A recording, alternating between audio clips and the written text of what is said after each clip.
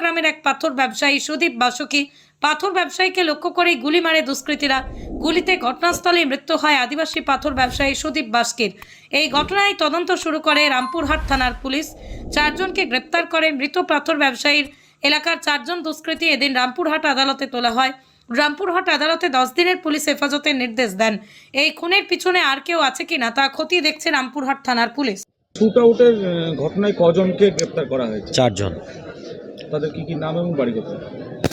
তাদের প্রত্যেকেরই বাড়ি একই গ্রামে। আলদিন বাস্কি একজন, 2 নম্বর রাজেন টুডু ওরফে মন্টু,